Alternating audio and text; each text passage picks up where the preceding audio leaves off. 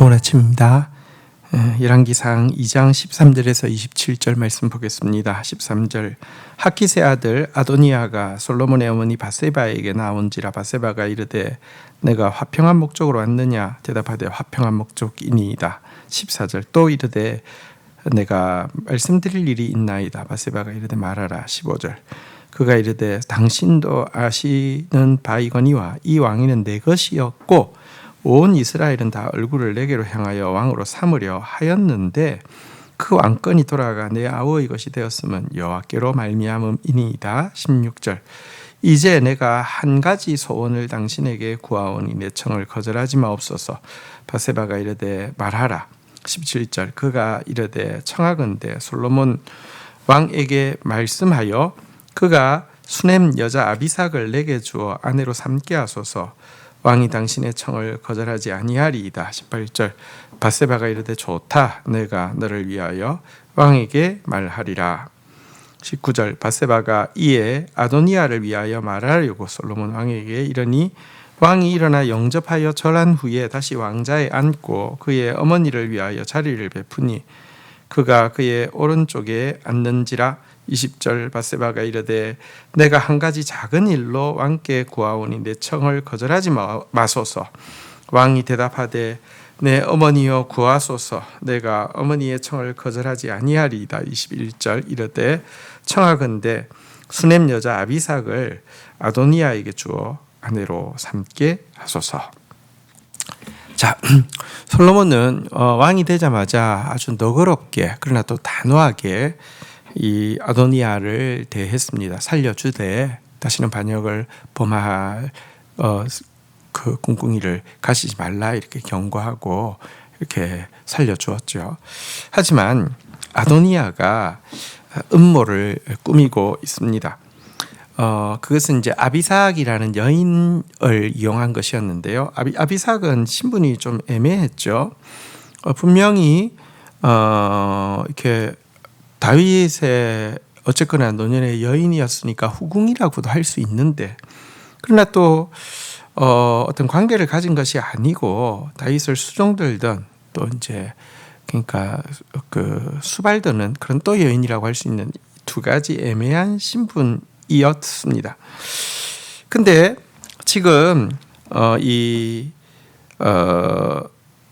바세바에게 나온 아도니아가 이제 바세바에게 화평의 목적으로 왔다고 하면서 워낙에 이 왕위가 내 것이었고 모든 백성이 내가 되기를 원했는데 하면서 약간 뭐랄까요 자기에게 세력이 있다는 것을 좀 과시하면서도 그러나 내 아우가 왕이 된 것은 여호와의 뜻이다라고 이야기하면서 내가 세력이 있음에도 불구하고 여호와의 뜻 앞에서는 내가 순응한다 뭐 이런 식으로 하면서 작은 소원을 한 개 들어달라고 하면서 그 아비삭을 자기에게 달라고 왕에게 좀 부탁해 달라 이런 내용이었는데요.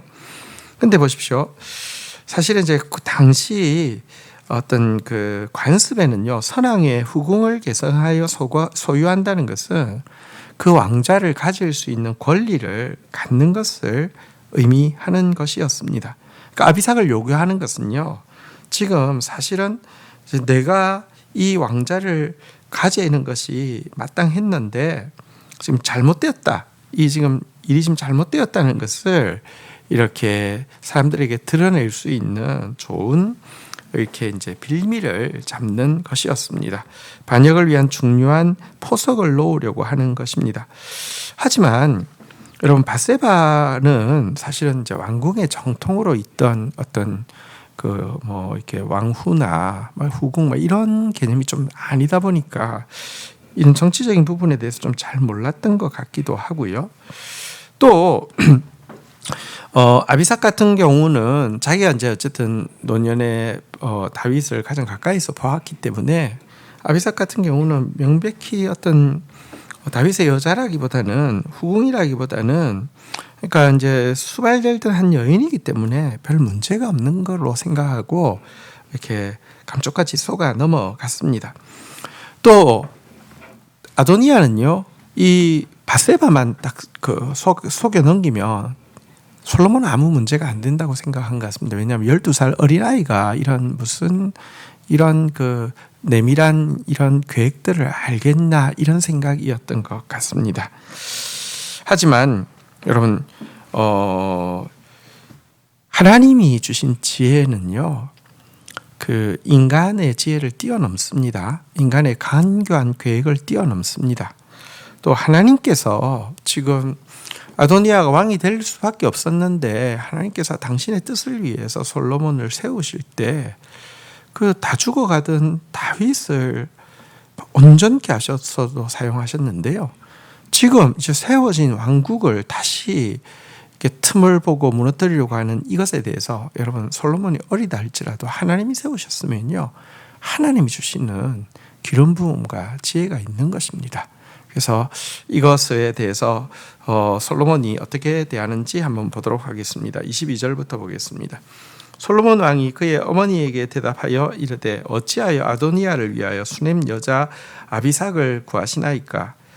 그는 나의 형이오니 그를 위하여 왕권도 구하시옵소서. 그뿐 아니라 제사장 아비아달과 스루야의 아들 요압을 위하여서도 구하시옵소서 하고 23절 여호와를 두고 맹세하여 이르되 아도니아가 이런 말을 하였은즉 그의 생명을 잃지 아니하면 하나님이 내게 벌 위에 벌을 내리심이 마땅하니이다. 24절 그러므로 이제 나를 세워 내 아버지 다윗의 왕위에 오르게 하시고 허락하신 말씀대로 나를 위하여 집을 세우신 여호와께서 살아계심을 두고 맹세하노니 아도니아는 오늘 죽임을 당하리라 하고 25절 여호야다의 아들 브나야를 보내어 그가 아도니아를 쳐서 죽였더라. 하나님께서 이제 세우신 솔로몬이요, 그러니까 처음부터 공의와 정의를 정확하게 실천하고 있음을 보게 됩니다. 그리고 또 이렇게 반역의 수괴인 아도니아부터 정리를 해야지 그 반역에 아주 큰 지분으로 함께했던 요압과 또 아비아달도 심판할 수 있는, 이렇게 순차적으로 이렇게 심판할 수 있는 길이 열리는 것이죠. 어쨌든 정확하게 공의를 세우고 있음을 보게 됩니다.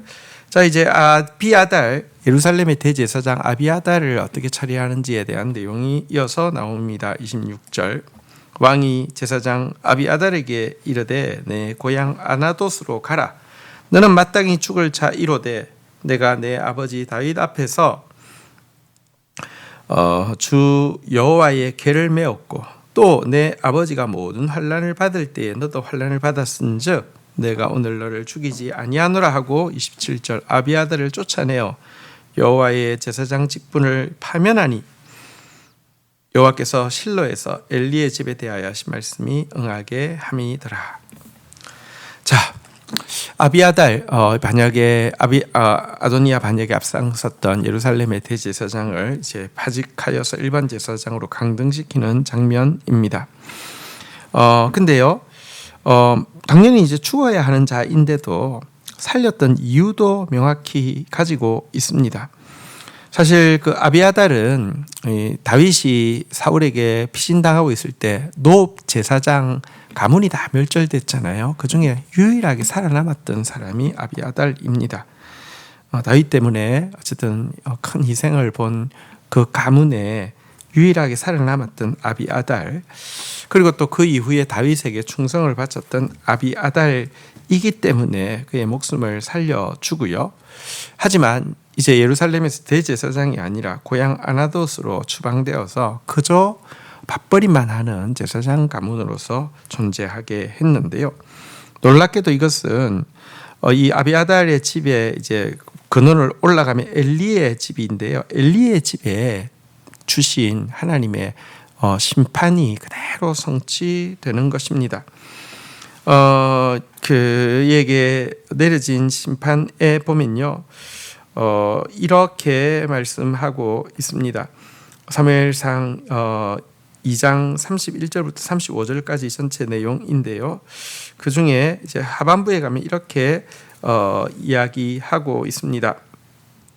내가 나를 위하여 충실한 제사장을 일으키고 그 사람은 내 마음 내 뜻대로 행할 것이라. 내가 그를 위하여 견고한 집을 세우리니 그가 나의 기름 부음을 받은 자 앞에서 영구히 행하리라. 이렇게 이야기하면서 그의 집에서는요 이제 밥만 빌어먹는 그런 사람들로서 이렇게 그 직을 유지하게 될 것이다라고 한 그 예언이 그대로 이루어지게 된 것입니다. 참 하나님께서 엘리의 집에 내리셨던 그 이제 심판이요, 하나님께서 기회를 덜 주셔서가 아니라 결국은 그들이 죄를 가득 쌓아서, 그 후손들이 죄를 가득 쌓아서 결국은 자기들이 자초하고 있는 그런 모습을 보게 됩니다. 한편 이렇게 해서 지금 다윗 때 대제사장이 둘이 있었는데요, 기브온 성막을 책임지고 있던 사독의 후손들이 이제 예루살렘 성막까지 주관하는 대제사장직을 수행하게 되었고요. 이로 말미암아 하나님의 말씀이 다 이루어지게 되었습니다. 하나님의 말씀은 심판의 예언이든지 또 축복의 약속이든지 반드시 그대로 이루어짐을 보게 됩니다. 주신 말씀 붙잡고 기도하며 나가도록 하겠습니다. 하나님, 아도니아가 다윗이 베푼 너그러운 그 사면에도 불구하고 또 반역을 꾀하고 있고, 이 반역을 꾀하는 일 앞에서 솔로몬의 모친 밧세바도 깜짝같이 속아 넘어가고 있는 모습을 보게 됩니다. 하지만 어린 솔로몬에게 하나님의 지혜가 임함으로 말미암아 그의 악한 음모를 정확하게 간파할 뿐 아니라 엄정하게 처리함으로 말미암아 공의로 말미암아 나라가 든든히 세워져 가고 있는 모습을 보게 됩니다. 또한 아도니아의 반역에 가담했던 대제사장 아비아달을 심판하되 그에게 있었던 희생과 또 충성을 기억하고 살려주었지만 그것이 그의 선대 엘리에게 하나님께서 주셨던 그 심판의 예언이 그대로 문자 그대로 이루어지게 된 것도 보게 됩니다. 하나님의 모든 말씀은 그것이 심판이든지 축복의 약속이든지 반드시 이루어지게 됨을 다시 한번 보게 됩니다. 하나님, 우리가 하나님 앞에서 하나님의 그 완전한 지혜 앞에서 아도니아처럼 음모를 행하는 자가 되거나 또 아비아달처럼 하나님께서 기회를 충분히 주셨음에도 불구하고 결국은 심판을 자초하는 어리석은 자가 되지 않도록 은혜를 더하여 주시고, 또 하나님의 지혜와 분별력으로 말미암아 정말 분별해야 될 것을 정확하게 분별하고 공의를 세워나가는 솔로몬과 같은 삶을 살게 인도하여 주옵소서. 예수 그리스도의 이름으로 기도 올립니다. 아멘.